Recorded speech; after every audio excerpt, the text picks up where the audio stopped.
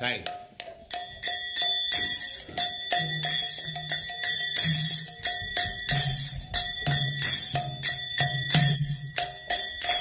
Jaya Radha Madhava Punya Bihari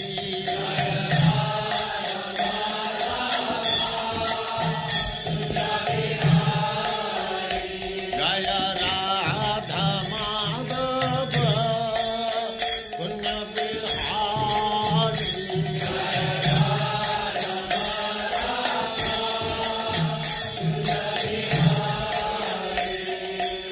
Gopi Jana Vallabha Girivaradhari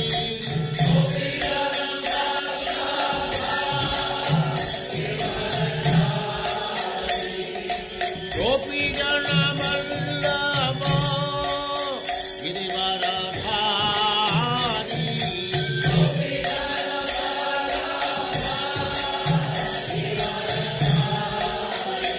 Jaya Radha Madhava Punya Bihari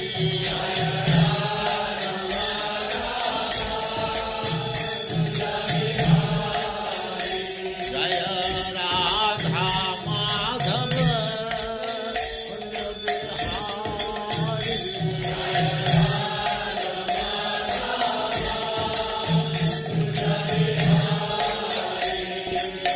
Gopi Jana Vallabha Girivaradhari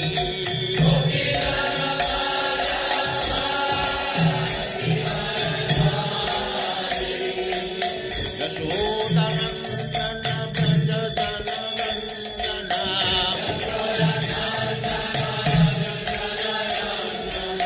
Yashodanandana Brajajanandana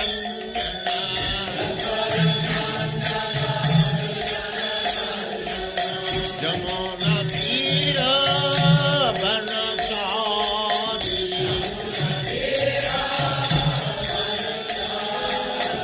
Jamuna Tira Banachari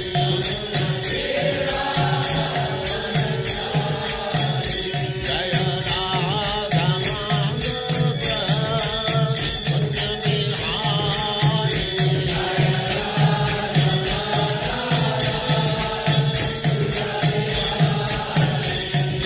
Gopi Jana Vallabha Girivaradhari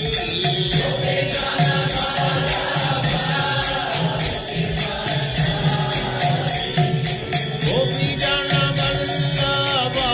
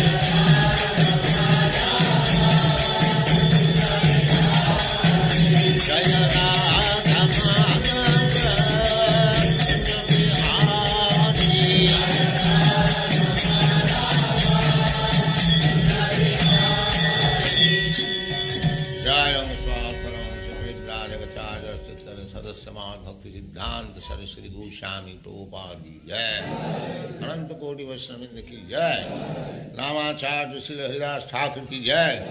प्रेम से कहो श्री कृष्ण चैतन्य प्रभु नित्यानंद श्री अद्वैत गदाधर शिवास आदि गौर भक्तवृंद की जय। श्री श्री राधा कृष्ण गौ गोपीनाथ श्याम कुंड राधा कुंड गिरिवर्धन की जय, वृंदावन धाम की जय, नवद्वीप नवद्वीप धाम की जय, स्वामी तो भक्तबिंद की जय, गंगा माई की जय, जमुना माई की जय, तुलसी देवी की जय, भक्ति देवी की जय, स्वामी तो भक्तबिंद की जय. All glories to the Assembled Lord. All glories to the Assembled Lord. Thank you very much. Hare Krishna, Mother. Hare Krishna. I have obeisances. You are welcome for today's program. Thank you for expertly arranging it. Nice to see you. How are you doing? Good. Everything's good with you? Yeah, we are surviving by your mercy. Not much COVID? No, every way is the same thing, Prabhupada said. So we'd like to introduce you to our guest, to everybody today. Okay. So dear devotees, we are glad to have Her Grace Mother Rukmini Dd, who is our mother, Prabhupada disciple. She is an activist in women's spiritual empowerment and intercultural dialogue. She's the founder of, we want you actually to support her, to follow her in Bhakti Yoga, exploring or empowering devotional wisdom and spiritual empowerment to women and the world at large. So we're gonna put her Facebook, her page on the screen.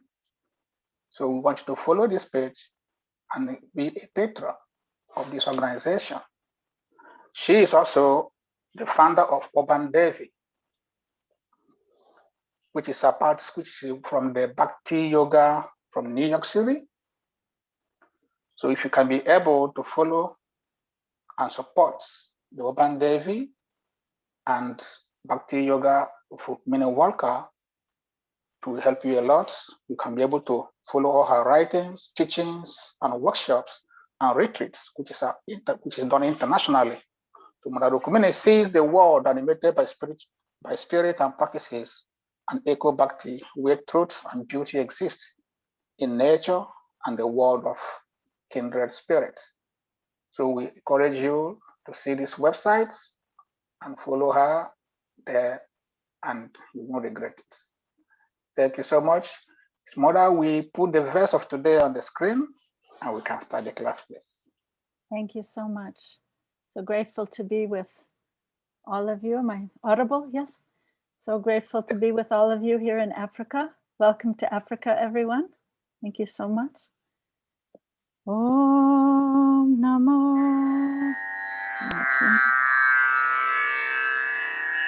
Om Namo Bhagavate Vasudevaya. Om Namo Bhagavate Vasudevaya. Om Namo Bhagavate Vasudevaya.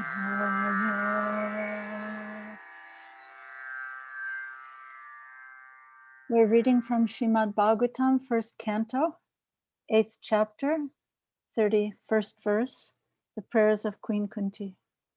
We just chant a nice verse from Sanatana Goswami in praise of Srimad Bhagavatam. He says, Madeka bandhu mat sangim mad guru man mahadana man nista taraka mad bhagya mad ananda namostute. O Srimad Bhagavatam, O my only friend, O my companion, O my teacher, O my great wealth, O my deliverer, O my good fortune, O my bliss, I offer my respectful obeisances unto you. This is from Sanatana Goswami's Krishna Lila Stava, verse 415. So yes, reading from the prayers of Kunti Devi. So I'll read the verse and the purport. Gopya Dade, let me see if I can use the tambura here.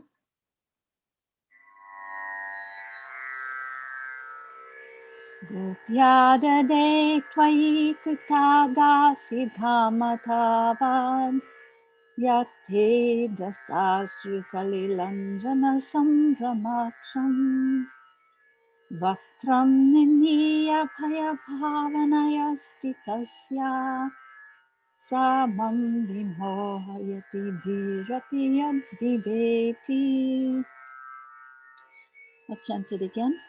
Gopyada de tvayi krita siddhamatavad Yate dosasu kalilanjana sambramaksham Vaktram niniya bhaya bhavanaya stitasya Samam vimohayati bir apiyad vibheti. One more time. Gopyadane tvayi krita dasidhamatavad Yate dasasu kalilanjana sambramaksham Vaktram niniya bhaya bhavanaya stitasya Samam vimohayati bhirapi vibheti. Word for word.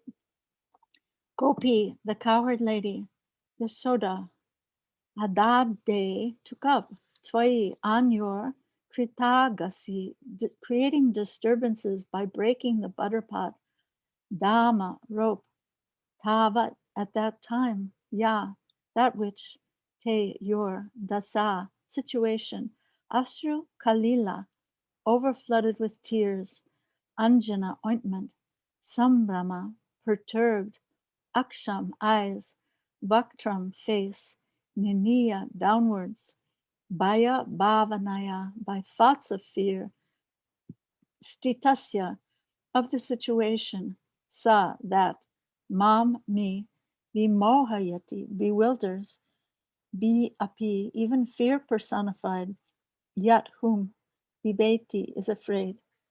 Translation. My dear Krishna, Yashoda took up a rope to bind you when you committed an offense, and your perturbed eyes overflooded with tears, which washed the mascara from your eyes. And you were afraid, though fear personified is afraid of you. This sight is bewildering to me. Purport by His Divine Grace Srila Prabhupada. Here is another explanation of the bewilderment created by the pastimes of the Supreme Lord. The Supreme Lord is the supreme in all circumstances, as already explained. Here is a specific example of the Lord's being the supreme and at the same time a plaything in the presence of His pure devotee. The Lord's pure devotee renders service unto the Lord out of unalloyed love only, and while discharging such devotional service, the pure devotee forgets the position of the Supreme Lord. The Supreme Lord also accepts the loving service of His devotees more relishably when the service is rendered spontaneously out of pure affection, without anything of reverential admiration. Generally, the Lord is worshipped by the devotees in a reverential attitude, but the Lord is meticulously pleased when the devotee, out of pure affection and love, considers the Lord to be less important than himself. The Lord's pastimes in the original abode of Goloka Vrindavan are exchanged in that spirit. The friends of Krishna consider him one of them. They do not consider him to be of reverential importance. The parents of the Lord, who are all pure devotees, consider him a child only. The Lord accepts the chastisements of the parents more cheerfully than the prayers of the Vedic hymns. Similarly, he accepts the reproaches of his fiancés more palatably than the Vedic hymns. When the Lord was present in this material world to manifest his eternal pastimes of the transcendental realm of Goloka Vrindavan as an attraction for the people in general, he displayed a unique picture of subordination before his foster mother Yashoda. The Lord, in his naturally childish, playful activities, used to spoil the stocked butter of Mother Yashoda by breaking the pots and distributing the contents to his friends and playmates, including the celebrated monkeys of Vrindavan, who took advantage of the Lord's munificence. Mother Yasoda saw this, and out of her pure love, she wanted to make a show of punishment for her transcendental child. She took a rope and threatened the Lord that she would tie him up, as is generally done in the ordinary household. Seeing the rope in the hands of Mother Yasoda, the Lord bowed down his head and began to weep just like a child, and tears rolled down his cheeks, washing off the black ointment smeared about his beautiful eyes. This picture of the Lord is adored by Kunti Devi because she is conscious of the Lord's supreme position. He is feared often by fear personified, yet he is afraid of his mother, who wanted to punish him just like in an ordinary manner. Kunti was conscious of the exalted position of Krishna, whereas Yashoda was not. Therefore, Yashoda's position was more exalted than Kunti's. Mother Yashoda got the Lord as her child, and the Lord made her forget altogether that her child was the Lord himself. If Mother Yasoda had been conscious of the exalted position of the Lord, she would certainly have hesitated to punish the Lord, but she was made to forget this situation because the Lord wanted to make a complete gesture of childishness before the affectionate Yashoda. This exchange of love between the mother and son was performed in a natural way, and Kunti, remembering the scene, was bewildered, and she could do nothing but praise the transcendental filial love. Indirectly, Mother Yasoda is praised for her unique position of love, for she could control even the all-powerful Lord as her beloved child.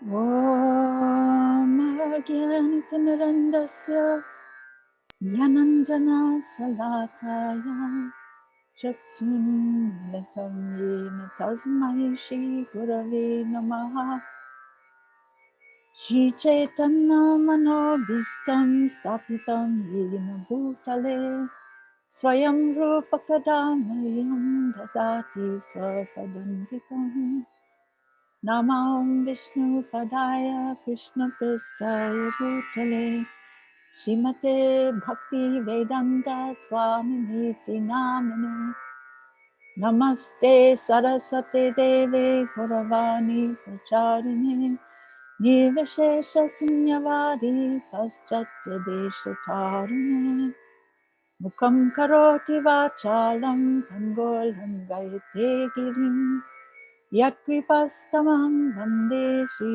Gurum Dinatarinam Vanchakapatarubhyascha Kripasindhu Bhaivacha Patitanam Pavanebhyo Vaishnavebhyo Namo Namah. Jai Shri Krishna Chaitanya Prabhu Nityananda Shri Advaita Gadadhar Shivasati Gaura Bhaktivinoda Hare Krishna Krishna Krishna Hare Hare Hare Rama Rama Rama Hare Hare.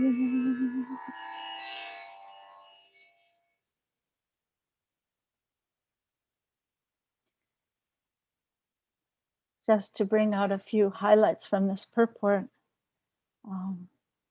this bewilderment of Kunti Devi is created by these beautiful, bewildering pastimes of the Supreme Lord.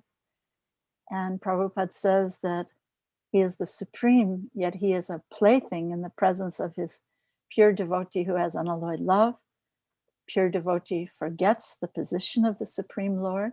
Otherwise, how could Mother Yashoda be chastising him like that? Their service, the service of the devotees, is more relishable to the Lord when it's performed in spontaneous affection without reverential admiration. Of course, we ourselves have to begin with that reverential admiration.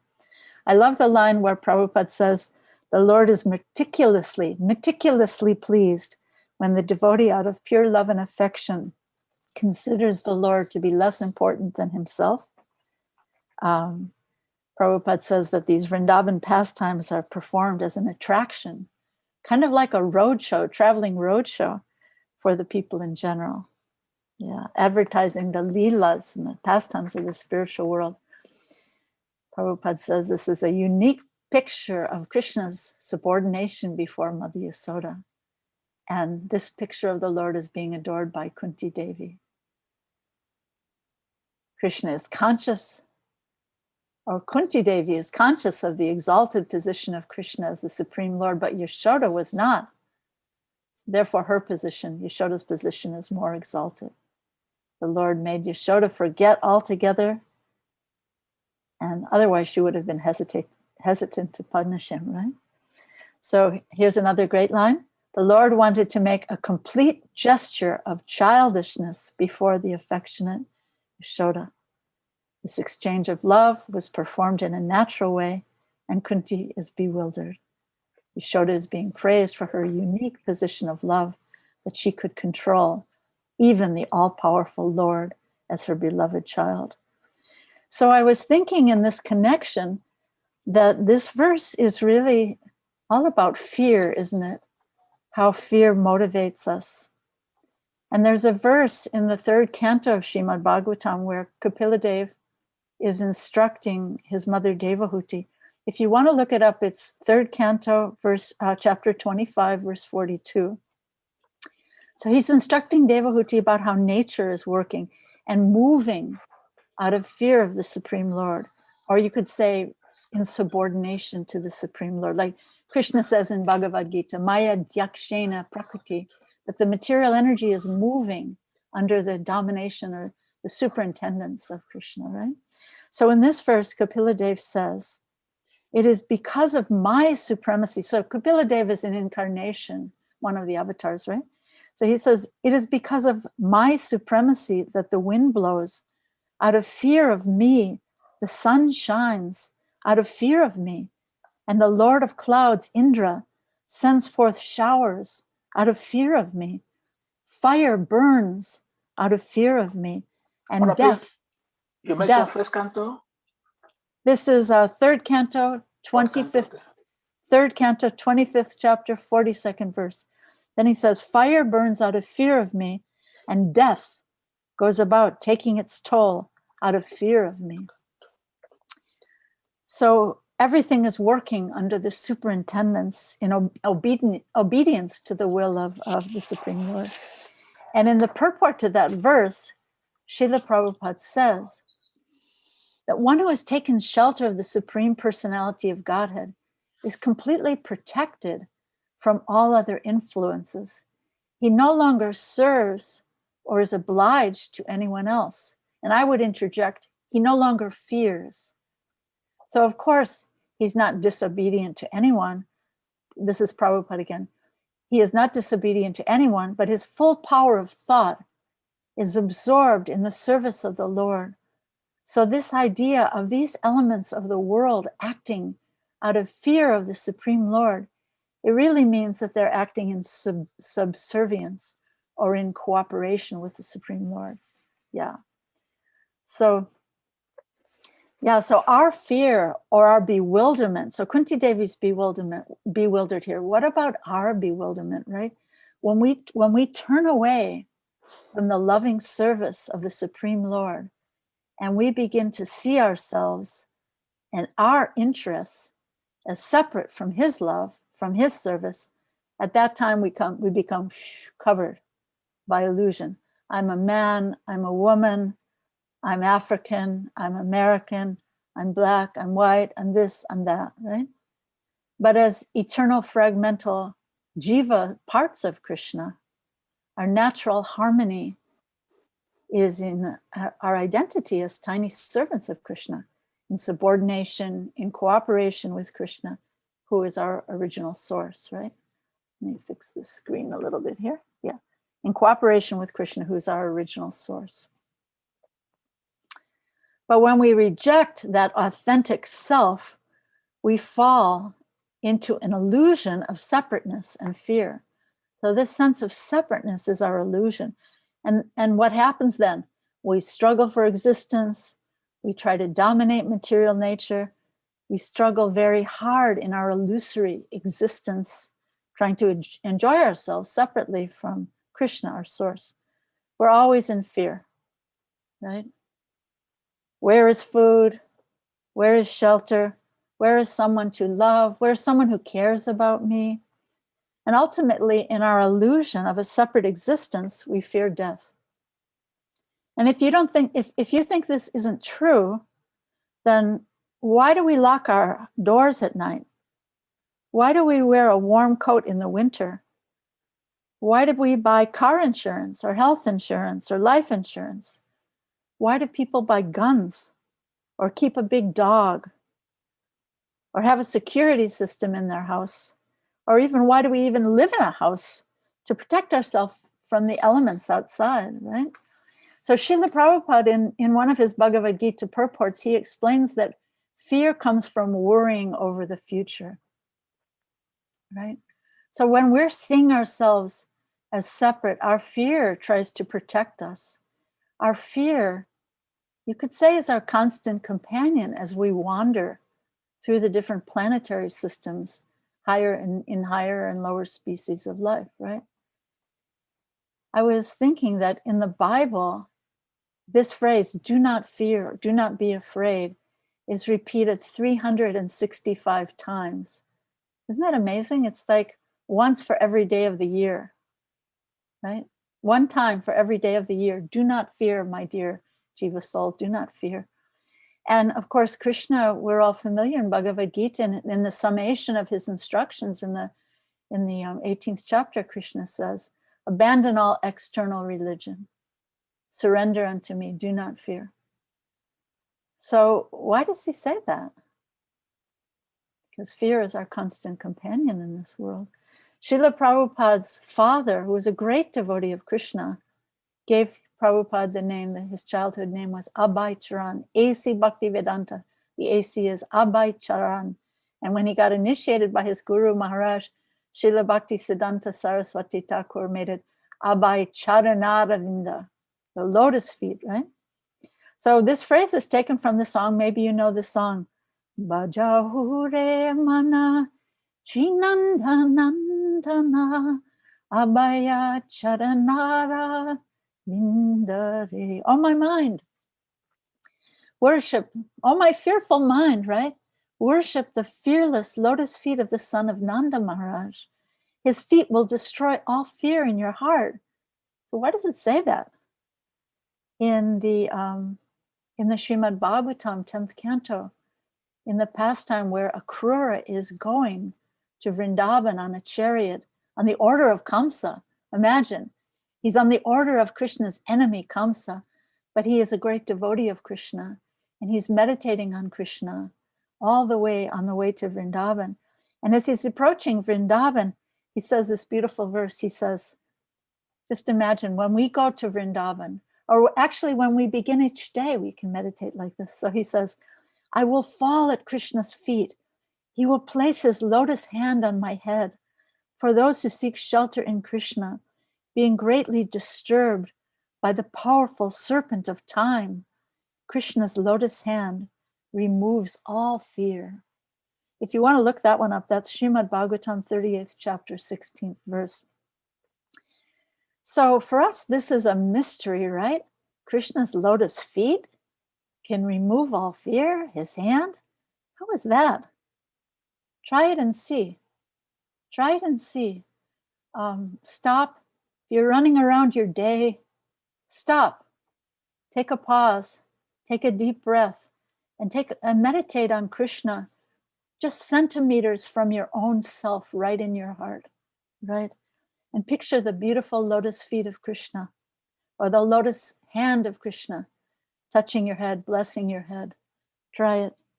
So this is beyond our mundane reason, but try it. It actually works. Krishna came to save Draupadi in her desperation. when the evil Kauravas were trying to humiliate her by disrobing her in a public assembly, Krishna rushed to save the elephant Gajendra. He wasn't even a human like us. So what if I also try taking shelter of Krishna in my mind, in my heart? Maybe it will work for me also.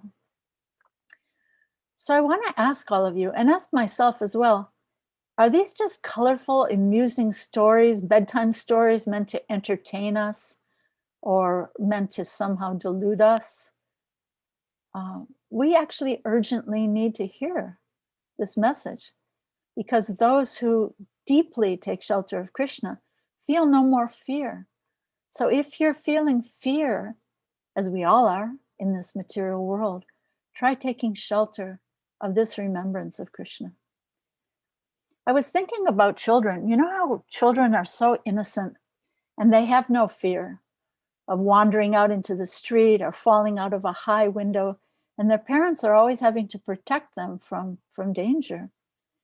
But when a child is holding the hand of the mother or the father, they have no fear. They think, my mother is here, my father is here, no one can harm me, no one can touch my body, my big father's here, my mother's here.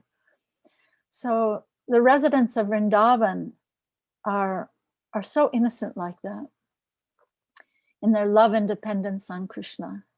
Any danger comes and they take full shelter of Krishna. There's so many verses in the 10th canto of the Bhagavatam, or if you read Krishna book, they're chanting, Krishna, Krishna, Mahabhaga, oh, fortunate Krishna, Krishna, Krishna, Mahavira, oh, all-powerful Krishna, protect us, right? When a forest fire is surrounding them, or when there's a devastating rainfall threatening to destroy the whole Vrindavan, along with their cows, or when the cowherd boys feel fear because some demon has come to disturb their play. But here in this wonderful verse, we see a role reversal. We see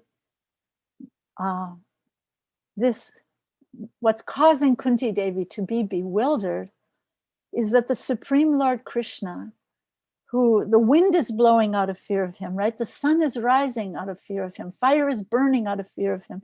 Or you could say in obedience to him, right? But this Supreme Lord Krishna is running away from his mother in fear of his mother Yashoda. And Kunti Devi is bewildered. She's thinking of this unsurpassed love of Mother Yashoda for Krishna, this unsurpassed reciprocation of love, Krishna's reciprocation for Mother Yashoda. But Kunti Devi is also in a rasa of the parental mood for Krishna. But the difference is that Kunti Devi, in her, she has also beautiful, sublime love for her nephew Krishna. But she never forgets that he's the Supreme Lord. But here we see she's bewildered, thinking how Krishna is the Supreme Lord and how fear personified is afraid of Krishna, yet Krishna is afraid. He's running away in fear of being chastised by his mother Yashoda. So in the Nectar of Devotion, there's a list of those who are in primary personalities who are in this parental rasa with Krishna. And Yashoda, Mother Yashoda, is supermost. She's at the top of the list. And then Nanda Maharaj is next. He's number 2. Mother Rohini, the wife of Vasudeva, who's Balaram's mother, who got the great fortune of seeing the Vrindavan pastimes, she's next. Then who? Then the elderly gopis of Vrindavan, whose sons were stolen away by Lord Brahma, they're next. And after them, of these devotees of Vrindavan, this is the point, these devotees of Vrindavan, their parental love is supermost. After them comes Krishna's mother Devaki, his father Vasudeva, and then comes Kunti Devi, and then Krishna's teacher, Sandipani Muni. So fear becomes reversed in this Vrindavan mood because there's such pure bhakti that they have the power to bring Krishna under their control. Imagine that. They have such power of love that they bring the Supreme Lord under their control. So we see this in the pastimes of Lord Nrsimhadev also, when all the great devotees are so afraid, all the great demigods, right? Lakshmi Devi herself who's always at the feet of the Lord. She's afraid. They're all afraid to approach this fearsome Lord Nrsingadev. But only this little child, Prahlad Maharaj, out of his pure unalloyed devotion, only he can approach and appease the fearsome Lord Nrsingadev. Prahlad Maharaj, he climbs up on the lap of the Lord, and Lord Nrsingadev is blessing his head. You see the hand of Lord Nrsingadev? Thank you, Krishna Prabhu. He's blessing the head of Prahlad Maharaj. Right? But we particularly see this in the Vrindavan pastimes, this reciprocation of love when Krishna becomes afraid and his cowherd friends tease him, right? The cowherd boys, they tell Krishna, if you leave our game now, we won't let you come back and play. What kind of a big man do you think you are anyway? I'm stronger than you anytime. I can defeat you in wrestling, right?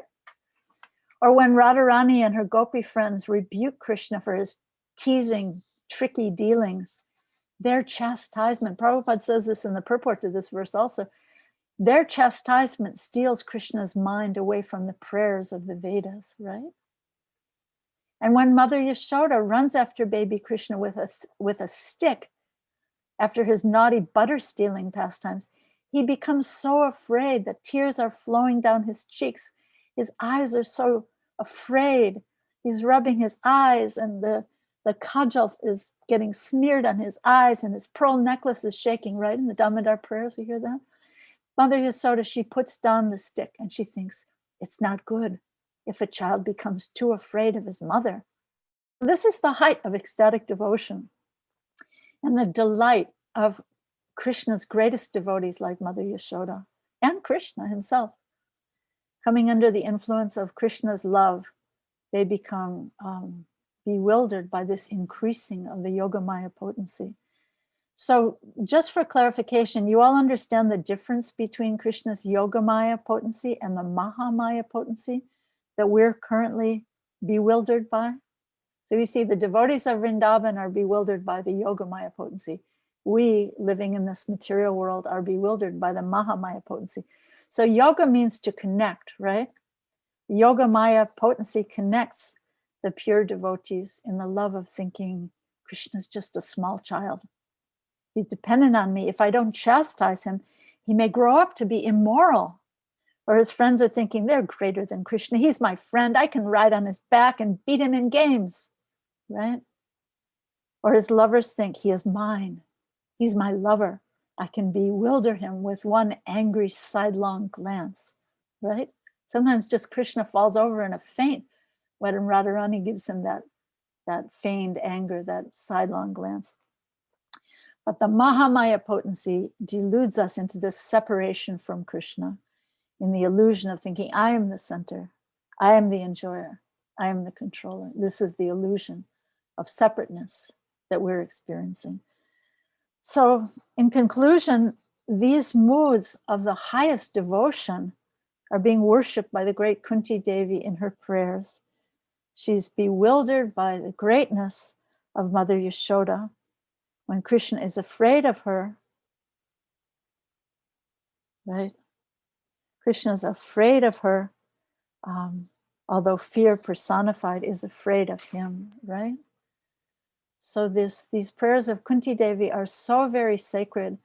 I wanted to say that Srila Prabhupada used to chant these prayers of Kunti Devi. You can find recordings of Srila Prabhupada chanting these beautiful prayers in times of difficulty, when there was illness or when there was trouble in the society. Srila Prabhupada would chant these beautiful prayers of Kunti Devi. And once I was at Bhakti Vedanta Hospital in Mumbai having an eye surgery, and they were, as you go into the operating theater, they're playing the prayers of Kunti Devi to protect everyone from these fears of this material world. So thank you all so much. I just wanted to mention at the end, if you're interested in partnering with me on Patreon, the address is patreon.com/Rukmini Walker. Okay, so what was important for you here? Can you reflect something back? What's a takeaway for you? What will you share with someone else today or tomorrow? What do you all think? What's worth sharing? What's a takeaway? What's important? Thank you so much. Hare Krishna. Thank you, Mother, for a nice class. Thank you so much, And Krishna my Prabhu. personally takeaway is how Kunti Devi was able to make such protective prayers that Prabhupada also used. But then sometimes we think that women don't really count. But most exemplary things are from women. And my question now is, there was a question I have been asking, because our philosophy says after many births, we go through experiences due to our actions and reactions. And we know the scriptures, some devotees came back like Ganga Devi and Shantanu when she killed her other first children before the last one stayed, because they offended some sages, the heavenly planet. So the question has been, who was Kunti Devi in her previous life that she has to experience all these calamities in this present life? Because there must be an action that brought her to this situation. That's a very interesting question that I can't answer. I have no idea. I have never seen that question answered in anything I've ever read. But we can understand, because devotees do ask. The Pandavas, Kunti Devi, they're the most beloved, such beloved devotees of Krishna. Krishna was like their plaything, right? Krishna was their messenger. He was their night guard. He was their chariot driver. He was everything to the Pandavas. And still you see the Pandavas practically suffering more than anyone, right? So devotees do ask, why are Krishna's beloved devotees suffering so much? Even Bhishma Dev was asking the question. When he's lying on the bed of arrows, Bhishma Dev is shedding tears, thinking of the suffering of these great devotees. How could it be? So he actually offers that question up to Krishna. And this is the bewilderment of Bhishma Dev. But the actual fact is, just like the suffering of Prahlad Maharaj, right? So why does Krishna do that? You'd think that he would give an easy ride for someone who loves him so much, but he doesn't. Why? Because he wants his dearmost devotees to set an example for ordinary people. How do they receive this kind of suffering? I mean, you can look through Christian literature, so many martyrs, right? So many saints, Jesus Christ, right? Father, forgive them, for they know not what they do, right? This is the consciousness of pure devotion. Srila Prabhupada cites that example. If you think, why is Rukmini talking about Christians? This is supposed to be a Bhagavatam class. Srila Prabhupada cites this himself in many places in Bhagavad Gita and Srimad Bhagavatam. This example of the way Jesus Christ received suffering, the way the Pandavas received suffering. Haridas Thakur, Prabhupada mentions. I was giving a class the other day, and Prabhupada was in the purport. Prabhupada, actually, it's in one of the verses of Srimad Bhagavatam, first canto. Prabhupada talks about, or Krishna, Sukadeva Goswami says, the Pandavas were so malleable, like clay. You know the word malleable? It's like clay. You can squish it up. You can make it into anything. You can make an elephant. You can make a human. You can make a tree. You just mush it up. So the Pandavas were like that. They were so malleable to the will of Krishna. So if we want to make advancement in Krishna consciousness, we also have to become malleable to the will of the Lord, that he can mold us into something beautiful. He can take us and mold us into something beautiful. But when we have our own agenda, then Krishna can't mold us so easily. Right? So thank you stop, so much. take a pause. We have new bhaktins today in your class. Oh, wonderful. Because welcome. Because they always listen to men, so they have to see the difference. Thank you. They're new bhaktas from Ghana? Yeah, from Ghana, yes. Wonderful. Welcome. Welcome to the Krishna Consciousness Movement and the Srimad Bhagavatam class. So our next question is from Gena Shakshu Prabhu. Gena Shakshu, please. Hare Krishna. Mataji, please accept my humble obeisance. Thank you so much for the class. Thank you. My humble obeisances to you, Prabhu. Hare Krishna, Mother. So, like Prabhu Kusha said, a lot of new members from my platform were added, and I just wanted to ask a question on behalf of many of them. because they are new to Krishna consciousness. Some are in the UK, some are in the US and Germany, France. So I added from about 6 platforms. Wonderful. So my question is, the Christian or the Islamic perspective of God is like some old man, very powerful, very huge, big figure somewhere. But in Krishna consciousness, the way we relate to Krishna, during a discussion, how Mother Kunti is related to Krishna and how the other devotees related to Krishna. Mother, how do you explain how the Christians and the Muslims perceive God to be and how devotees in Krishna consciousness also perceive God? Can you elaborate on it? Is there any different? Is it different in who is the God and who is the supreme, or is the same God having different attributes? If you can say something a little about that, I'll be very pleased, Mother. Thank you so much. Thank you for this glorious question. So there are so many nuances. I would say that God is like a prismatic jewel. Krishna is like a prismatic jewel. We like the name Krishna, which means all attractive, but he has as many names as there are waves in the ocean. I didn't make that up. That's actually written in one of our scriptures, Srimad Bhagavatam. So he has as many names and as many aspects as there are waves on the ocean. And he appears in different places in the world according to the way people think and according to the way people like to love him, like to approach him.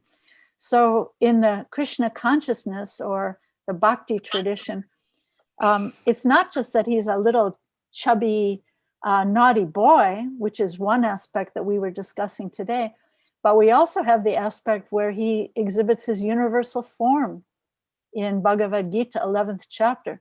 So if you would like to see some awesome display of hugeness, if you think, well, I came from the Islamic tradition or I came from the Christian tradition, and I can't really relate to this little chubby, fat, naughty boy stealing butter.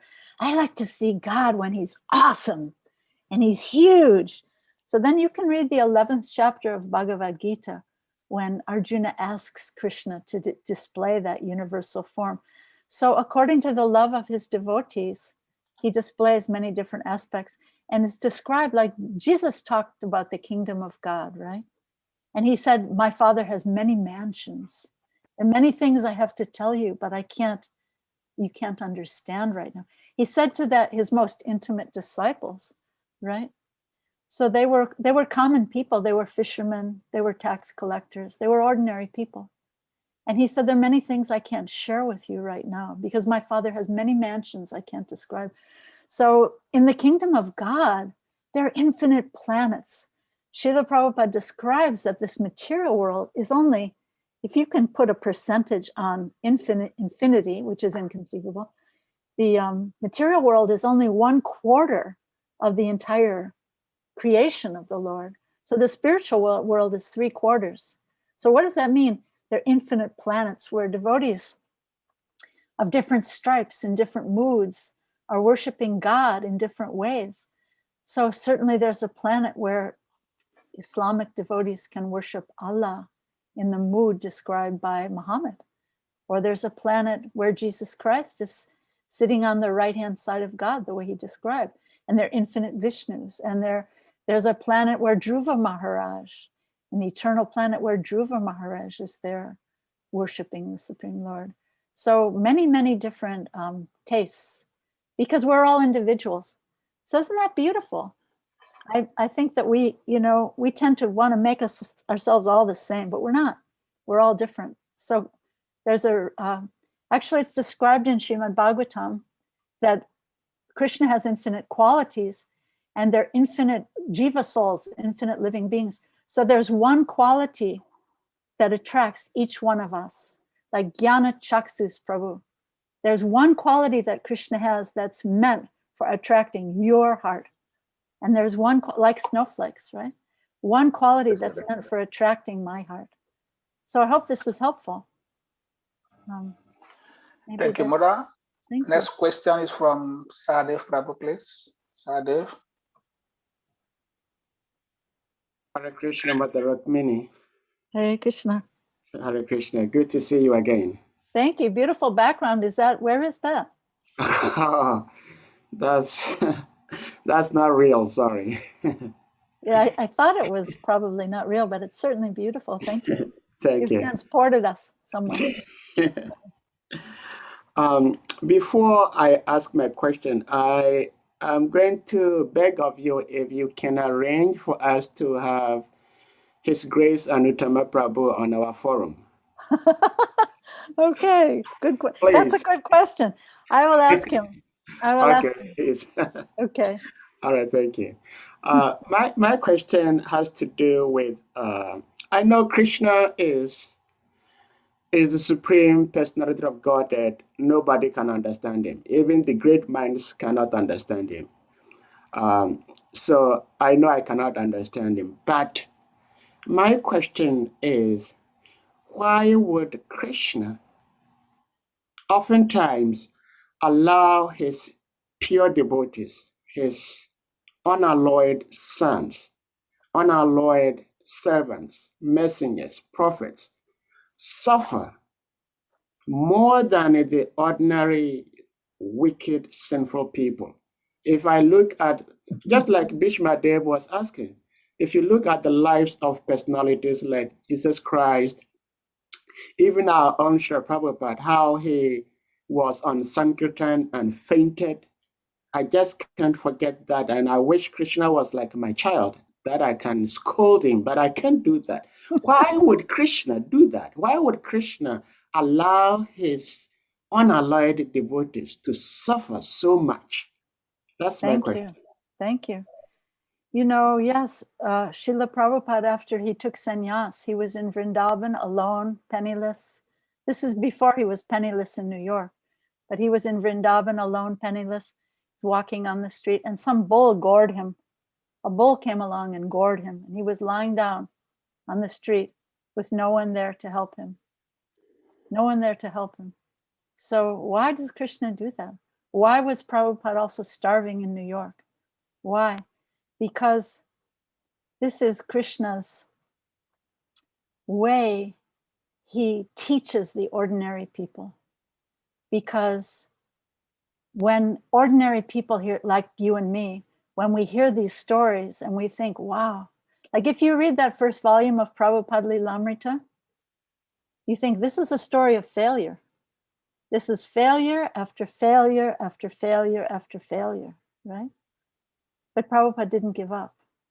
He was always taking shelter of Krishna. Well, he would say, we shall see what Krishna desires. He would make some plan, and then he would say, we shall see what Krishna desires. Always, this is called Anjali, always putting that plan in his Anjali, in his hands, and offering it to Krishna. Now we'll see what Krishna desires. So why is the world like this? Why is this such a crazy world? Because we've turned away from Krishna. And so we need some role models. We need points of light in the horizon, in the sky of our lives. Why was Haridas Thakur beaten in 32 marketplaces? And then you know the story? When Lord Chaitanya gave his Mahaprakash darshan, he showed Haridas, you see, I was taking those whips on my back. I was taking those whips on my back. So it's inconceivable to us. But we can bow our heads and thank Krishna for these examples of how to live, how to take each step day by day, and how to not give up. If Prabhupada had given up when he was gored by the bull, if Prabhupada had thought when he was gored by that bull on the road in Vrindavan, if he had thought, why did this happen to me? Maybe I should go home to my family. If he had thought that, where would all of us be? We would have no knowledge of this, these beautiful details of Bhagavad Gita and Krishna consciousness.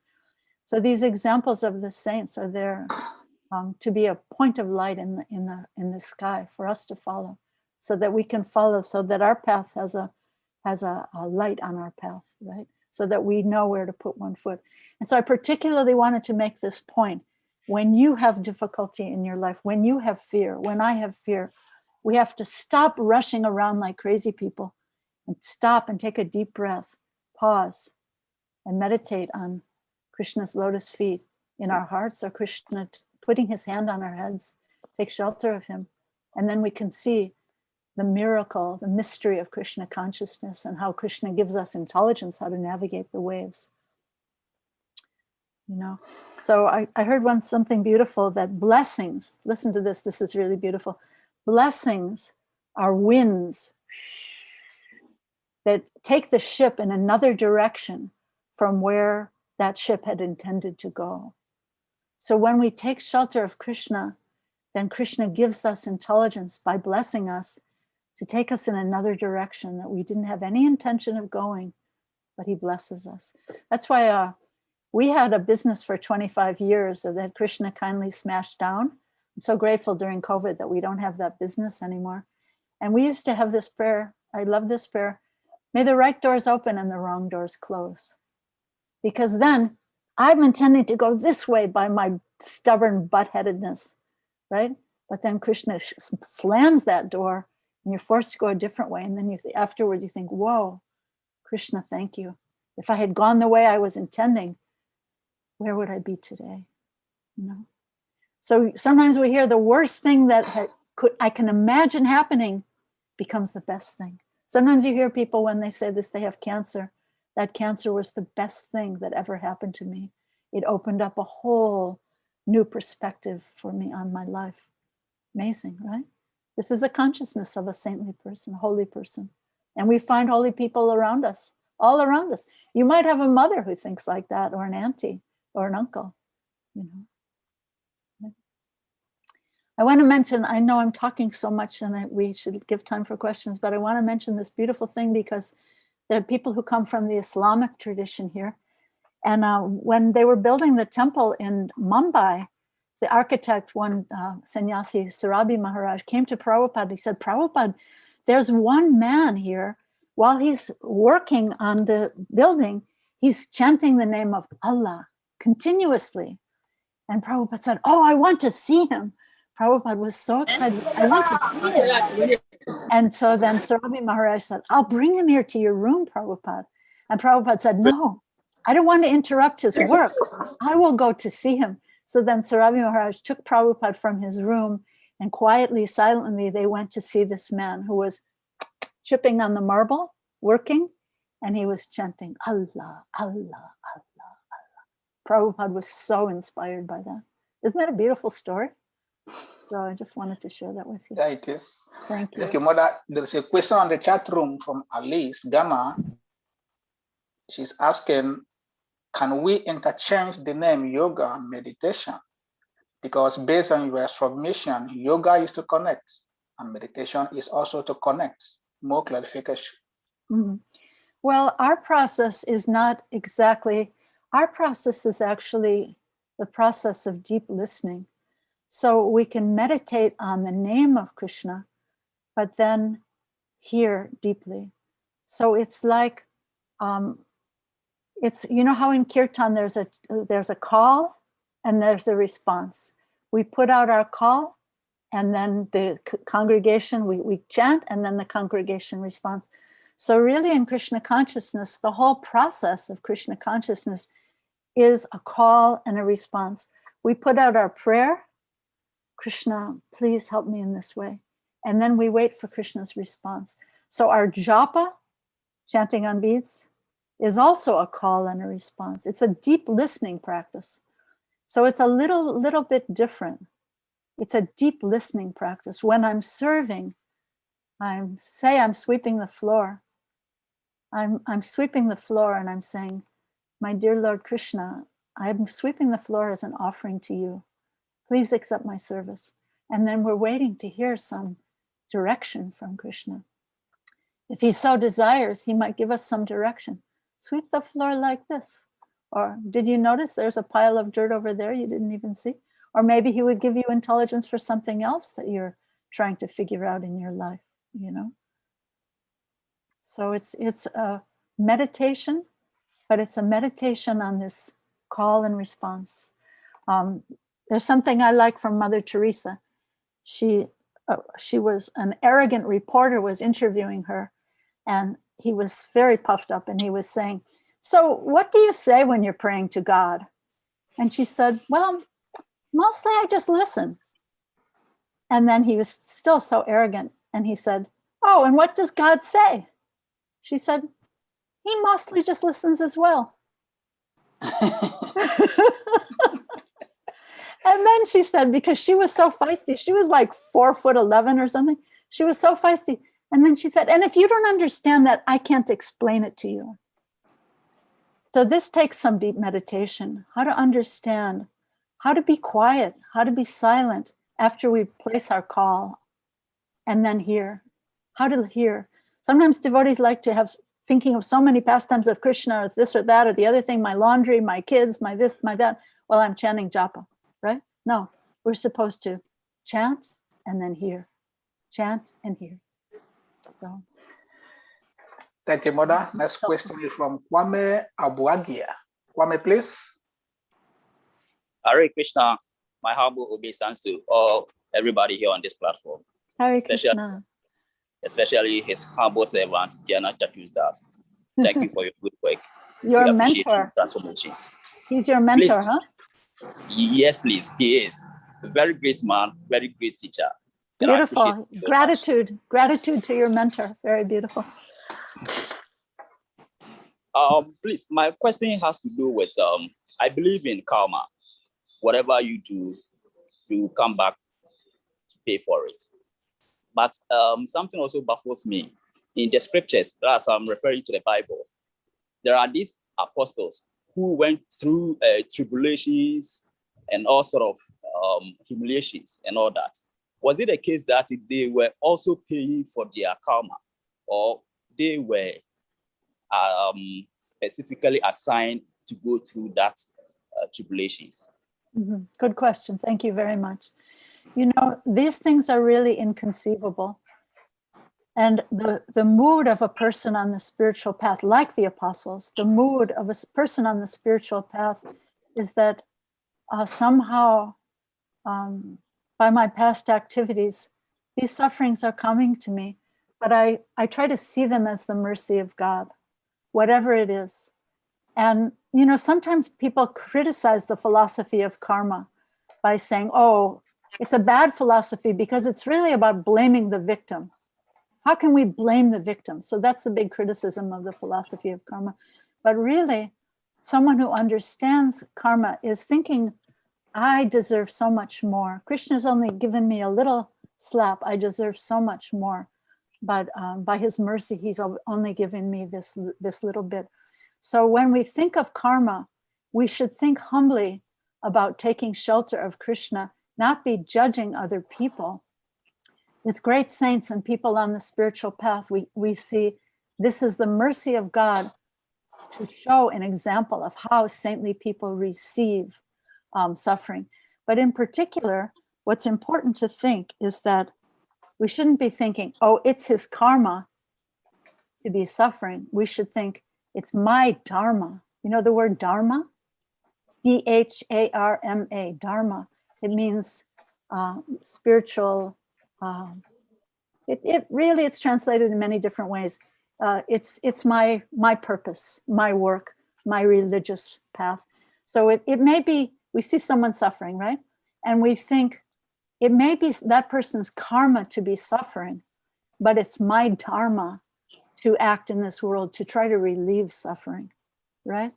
So when we see someone suffering, we should immediately think, that's a good mantra to keep in our brains. It may be someone's karma to be suffering. It's my dharma to act in this world in whatever way I can to relieve his suffering. So you see someone maybe who's been beaten up on the street. What can I do? What can I do to help, right? You see maybe you see a spider in the bathtub, right? Most people would just smash it with their foot, right? But a devotee, someone in spiritual consciousness, seeing the soul in every living being, try to take that spider, throw it outside, get some air, you know? The story of Prabhupada, there was a little ant walking on his desk, and Prabhupada took a little leaf, he put him on the leaf, and he called his secretary, he said, I think he's suffering, take him outside, you know? So this should be our dharma. How can I relieve suffering? Not to be judging. And if I want to judge someone, let me judge myself. You know, I've done so many bad things in my life, but Krishna so kindly has just given me this minimal suffering out of his mercy. how can I remember him in the midst of this suffering? This is the attitude of a devotee. Not judging others. You know, like when we point a finger, there's so many fingers pointing back at us. So rather than pointing a finger, we can, how can I receive this as Krishna's mercy? How can I follow the path of the great saints who said, Father, forgive them, for they know not what they do? How can I follow that path? So I hope that's helpful. Thank you so much. I'm very grateful. Thank you for the excellent question. Hare Krishna, Mother, thank you very much for the answer. Our next question is from Gifty Oi Agbenu. Please, Gifty Agbenu, please kindly unmute and ask your question.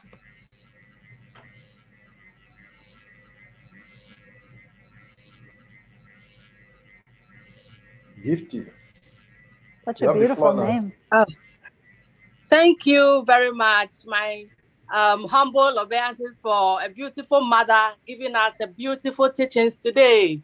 Thank you. I love your name. I know someone in India named Gifta. Oh, thank you, mother. Thank Such you. a I'm beautiful grateful name. to meet you. And my thanks goes to Gianna Chachuzdas. I'm watching you from United Kingdom for inviting us. Yeah. International community here. On this special day, mother, I'm grateful and I'm very happy and excited so much to watch you, a mother like this, giving us.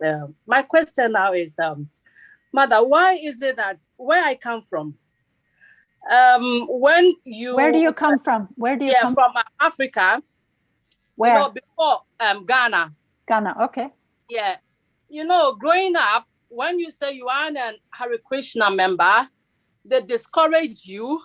They make sure, they say all sorts of things. But growing up, traveling, joining a transformation, being a member of transformation member, which Gianna Chachus does, listen to his teachings. It has transformed my life, changed my life, understand. Basically, I'm speaking prospectively for what's it bothering me. I don't forgive easily, but teachings that I hear from him now have made me to forgive and know that whatever I do will come back to me.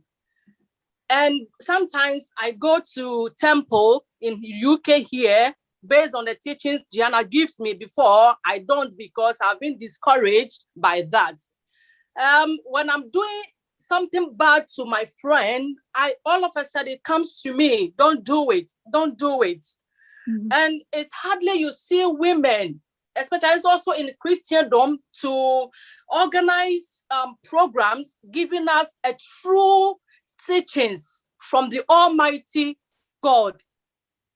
But when you comes to Krishna, you see our mothers in deep, higher knowledge giving us. It gives us, the women, hope and believe that we can also do it.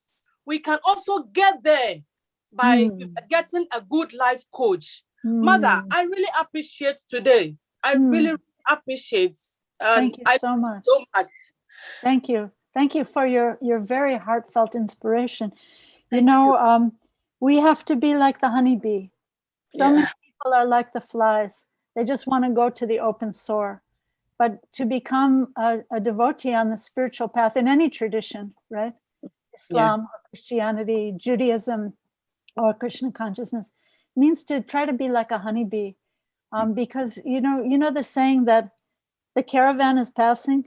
There's a caravan, so many camels, and the dogs may bark, right?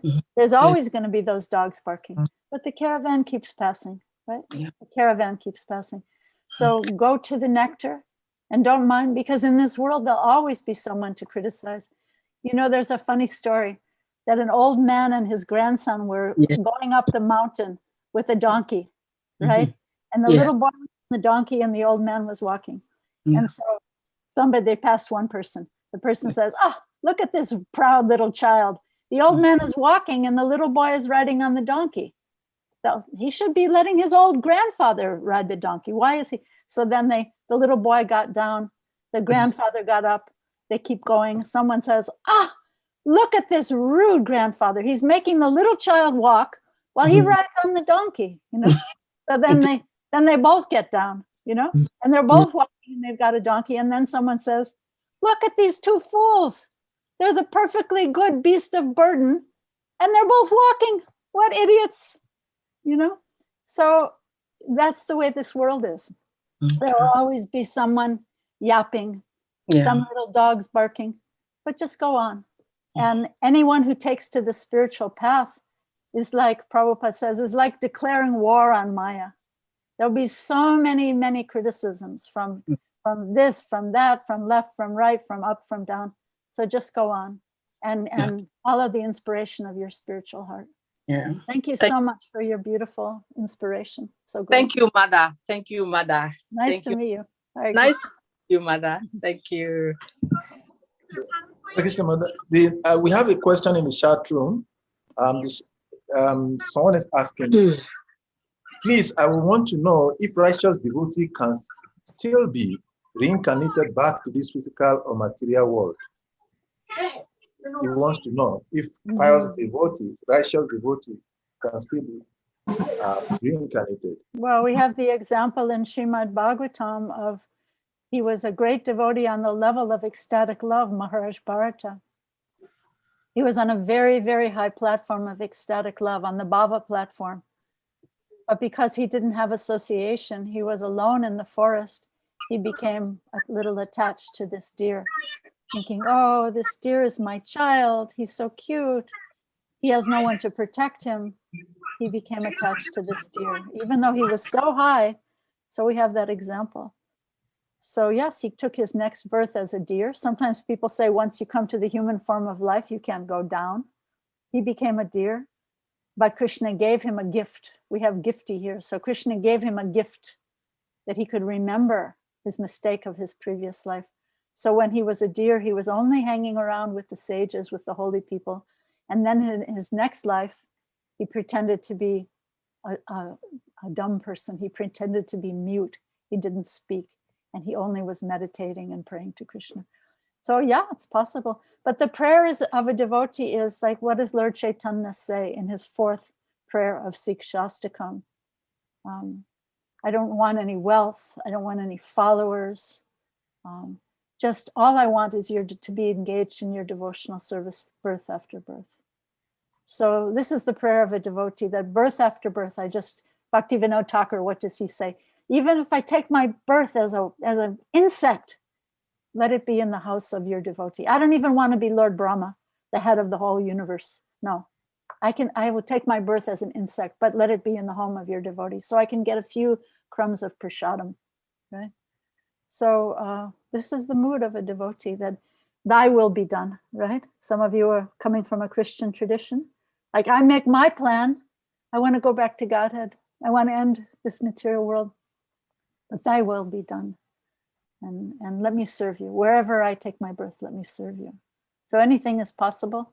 We can't figure it out, but let me serve you somewhere, somehow. Thank you very much, Mother. We have another question. Before I go back to the there's another question in the chat room from Lam Cryptoras. Lam Cryptoras is asking, my question is, did God really create Satan?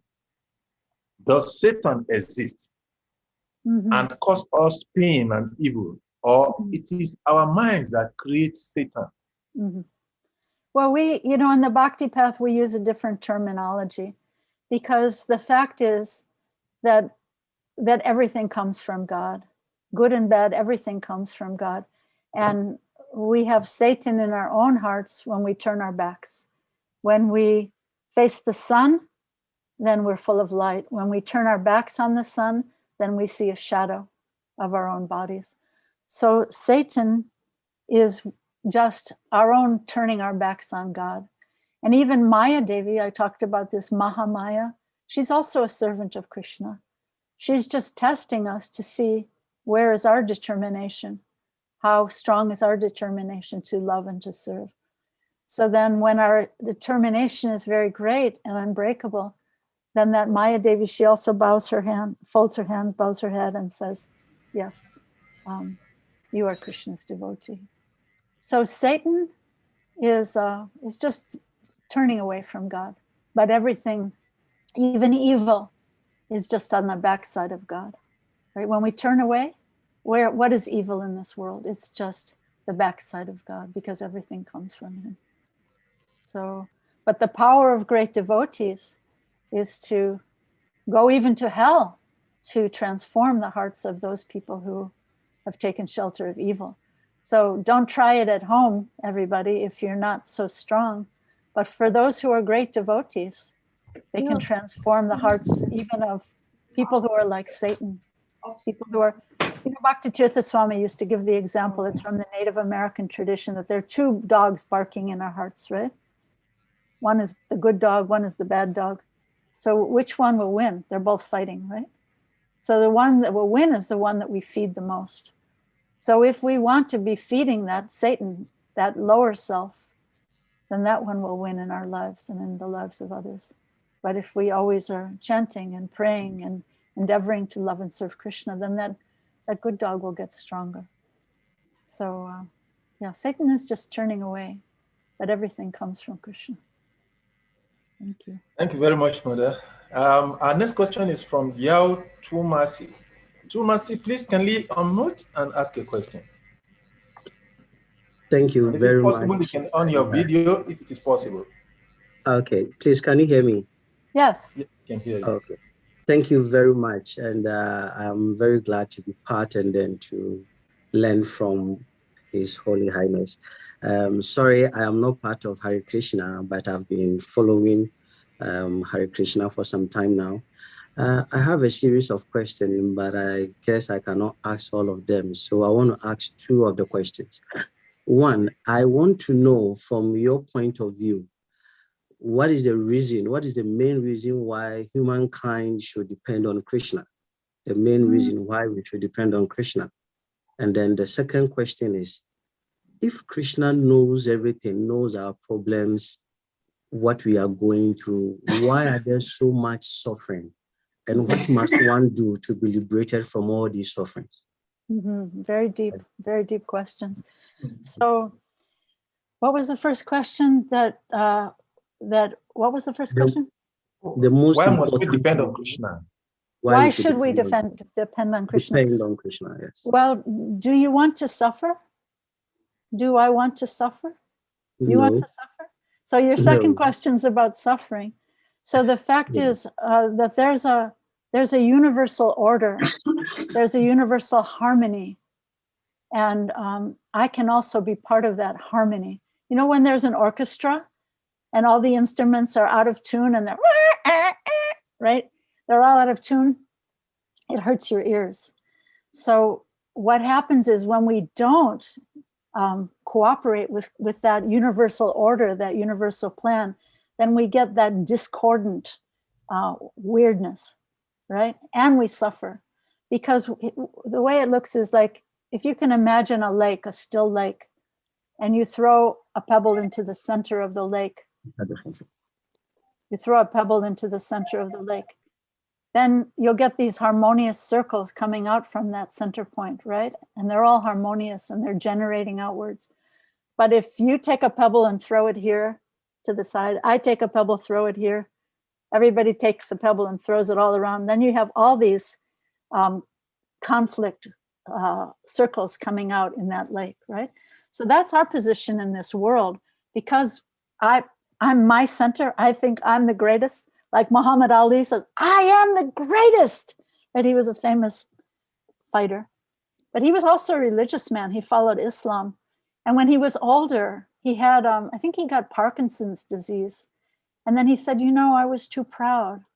God gave me this suffering because I was proud. So this is our position. We think, I am the greatest. But then Krishna has to give us a little slap somewhere. And we think, wait a minute, you know, I'm not the greatest. Why am I suffering? So when we have suffering in this world, when we're out of whack, out of harmony, then that suffering comes to teach us, to wake us up. Like, you know, in the cowboy movies, American cowboy movies, one guy gets knocked out by the bad guys and he's fainted. And then his friends go, oh, wake up, wake up, wake up. They slap his face. So the suffering in this world is like a little wake up call, so that we can ask the question, your question, your deep question, why am I suffering? Who am I to be suffering like this? What's the purpose of my life? What's the purpose of suffering? So then you might ask, well, why do great devotees suffer? Why did Jesus, why was he on the cross? Why, you know? So then the answer is in order to teach the rest of us. So we suffer because we're out of whack with the harmony, the harmonious order of the world, with God in the center, and then ourselves serving. Like that verse that I read, I don't know if you heard that, but the winds are blowing out of fear of the Supreme Lord. The sun is rising out of fear of the Supreme Lord, right? So that means that everything is working in harmony to serve the Supreme Lord. So I also have to come to that place of harmony, come away from my forgetfulness where I think I'm the big boss here. Everyone should listen to what I say. No, that creates disharmony. That doesn't work. But when we harmonize with the tune that's being sung by the Supreme Lord, that beautiful tune, then we can find that our suffering goes away. And even if we suffer, we see it as coming from Krishna. Oh, thank you, Krishna. You're just bringing me closer. I hope that answers both your questions. You're a very deep person, and thank you. Many prayers for you on the spiritual path. Thank you. Thank you. Okay. Thank you very much, Mother. I have, okay, you still wants to ask, I think he still has some questions to clear. So please kindly go ahead. He was actually asking 3 questions. Okay, I don't want to bore all of you. Maybe these will be the last 3 questions. Otherwise, all of you will want to run away. Yeah. Yao, please go ahead.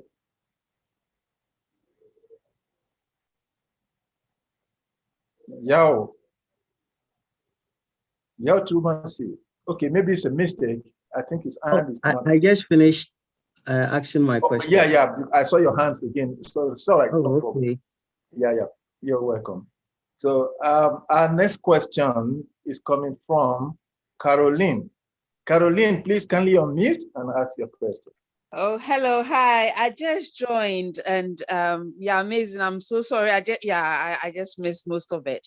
But the question that has been bugging me is the fast days every other week. Ekadasi, yeah, I can't say the word, but yeah, Ekadasi. Ekadasi. That's right. I'm a meat eater and I'm a fish eater. I'm not a vegetarian. And I know that on those days we abstain from grain and beans. Yes. So you think, well, what should I eat? Yes. What protein do I eat? And I'm a compulsive overeater, so I weigh and measure my food, and I have to have protein in every meal. Right. My head, I'm an addict. My head just goes. So I eat meat and fish on that day, and I'm thinking, am I killing? But yeah, so yeah. Okay, that's a good question. Thank you very much. Yeah, just take one step at a time, take one step at a time and make progress. So sometimes this Ekadasi day is bewildering. We think, oh, that's just an empty, silly ritual. Why do I have to do that? But there's different reasons. One is that it saves a lot of food for other people in the world who might be hungry. And the main reason is for devotees is that Lord Chaitanya asked us to do this. Lord Chaitanya asked his mother. Traditionally in India, ladies wouldn't observe Ekadasi, but because Lord Chaitanya asked his mother to follow Ekadasi, so we also follow. And what can you eat on Ekadasi? So there's so many things with protein that you can eat on Ekadasi, like quinoa. Do you have quinoa? Are you in Africa? No, I'm in the UK. Yes, I know. Oh, okay. In the UK, you can find everything. So there's a very high protein grain that comes, it's not a grain actually, it comes from South America called quinoa, Quinoa. I have that, and I have it as grain. So you can eat quinoa, you can eat so many vegetables, you can eat nuts. Nuts are full of protein. So all nuts, all fruits, all vegetables, but not grains and beans. So certain things that might look like a grain are not really a grain. Like, for example, quinoa. Another one is buckwheat. Like my husband likes, on Ekadasi, we get these pasta that's made of 100% buckwheat. So he likes me to make spaghetti out of buckwheat noodles, buckwheat pasta on Ekadasi. So buckwheat, quinoa, nuts, fruits, you can feast. You can feast on Ekadasi. Yeah, someone told me I can't have nuts. You can have nuts. You can have nuts. So then I was really, I'm like, oh, what's that? Okay, and I had psyllium husk. Yeah, certain things I don't know about, like Kamini just put in the chat peas. So peas would not be okay for Ekadasi. So green beans, peas would not be okay for Ekadasi. But the thing is, you know, if you're eating meat, try to take one step at a time. See if you can give up red meat, right? Okay. See if you can give up red meat and try to just eat chicken and fish. And then gradually, if you can give up chicken, then you'll see you're fine, you're still alive. Then see if you can give up fish. Actually, there's a funny thing. When it's not Ekadasi, there's a certain bean you can get in the UK called urd dal, U-R-A-D, urd dal. And Prabhupada's guru used to say, because in Bengal, where Prabhupada was from the people eat so much fish. So Prabhupada's guru would say that anyone who doesn't like urd dal must be secretly eating fish. So it kind of, when you cook it and you can use it, it tastes kind of like fish. So urd dal, it's so high in protein, you can eat that, it tastes like fish. So gradually, you'll see you won't die. Like when vegetarianism became popular, all the parents of the devotees thought, oh, my kids are going to die if they're vegetarian. But they didn't die. And then some of the parents became vegetarian too. Now the doctors are all advising, become a vegetarian, your heart will be more healthy, right? Yeah. And you look so young. When I got, she said you are the oldest man, but I'm looking, no wrinkle. It must be all the vegetarian that you look amazing. Yeah, it's true. Vegetarian diet gives you nice, smooth skin and a happy face because you're not harming any creatures. Thank you. Hariva, thank you. Thank you all so much. You have such amazing questions. Thank you. Thank you very much, Dad, for the wonderful answers to the questions also. We're very grateful for having you. Before you go, I know you have other engagements. Just one more last comment from the chat room. Someone is asking, just a second, I'm trying to scroll down. He said, most of us, that is from iPhone, I don't know his name. Most of us are encouraged to believe in ourselves and that we are made in the image of God. So we have the good abilities, but at the same time, we have to live a very modest life. How do we balance? You have to live a balanced life? A modest life. So how do we balance the two? Staying humble and also believing in ourselves. Very nice. And question. Feeling you can do all things. Thank you. So what happens is when we take shelter of Krishna, then his supreme energy begins to work through you. So when we become humble, we always think, oh, this can't work at the office. Everyone will trample me. Everyone will abuse me. But no, it's a mystical process. When we become humble and take shelter of Krishna, then what happens is we open our hearts to be instruments of divinity. And then all the things that we thought were impossible become possible. The process of bhakti yoga is the process of making the impossible possible by taking shelter of Krishna. So I'm just like a tiny little insect, actually. I'm tiny little jiva soul. But when I take shelter of Krishna, all of a sudden that divine potency begins to work through me. And I get ideas for things I could do by Krishna's grace that I never thought possible by my own potency. And I always think of the image, forgive me if you've heard me say this before, but in New York City where I spend time, sometimes you see, maybe this happens in Africa, some places also, I don't know. But you see a person on a bike who's going maybe 10 miles per hour. They're riding on a bike, but they hold the back of a truck. And you think, don't do that, that's scary. But he's holding the back of the truck and the truck is going 30 miles per hour. And because the bike is holding onto the bike, guy riding the bike is holding onto the truck, all of a sudden he's going 30 miles per hour. So hold on to that. One poet, American poet Ralph Waldo Emerson, had this saying, hitch your wagon to a star. Hitch your wagon to a star. Get it? So if I hitch my interests to Krishna's interests, then all of a sudden my wagon is hitched, my little wagon is hitched to a star, and I can fly into impossible things that I never thought possible by being connected to Krishna's grace. So this is about humility and empowerment and getting blessings.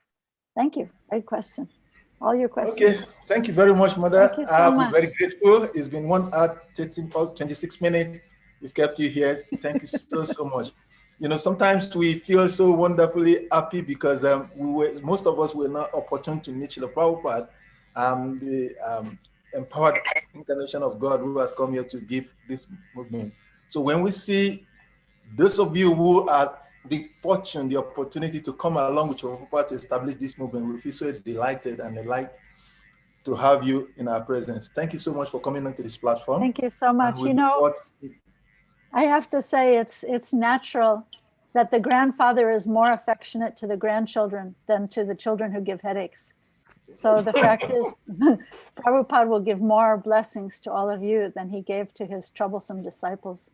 So please remember that. And I didn't just say that to be funny or polite, but it's actually true. By nature, the grandfather gives more blessings to the grandchildren. So be blessed by Srila Prabhupada. Thank you for this opportunity. Thank you so much. Thank you. Thank you. So Yes. I'll request all of the devotees to please kindly unmute themselves now and let us loudly chant Hare Krishna mantra to appreciate Mother for coming onto this platform. Hare Krishna, Hare Krishna, Krishna Hare Ram, Hare Ram, Ram Ram,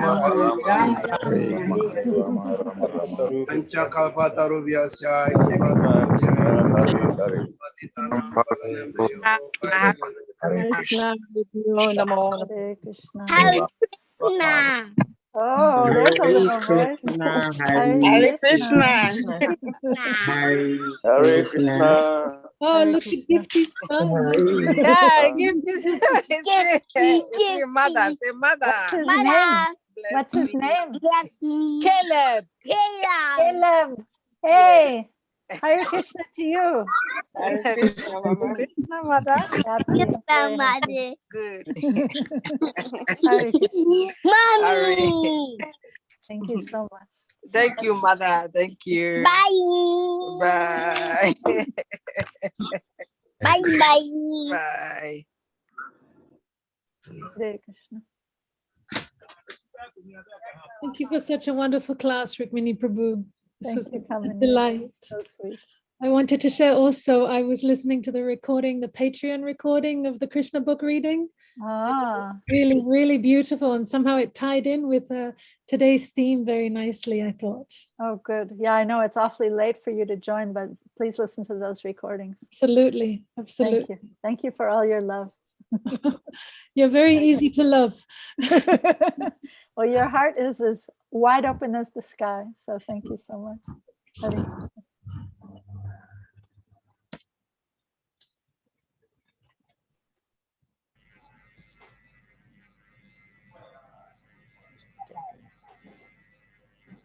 A minute.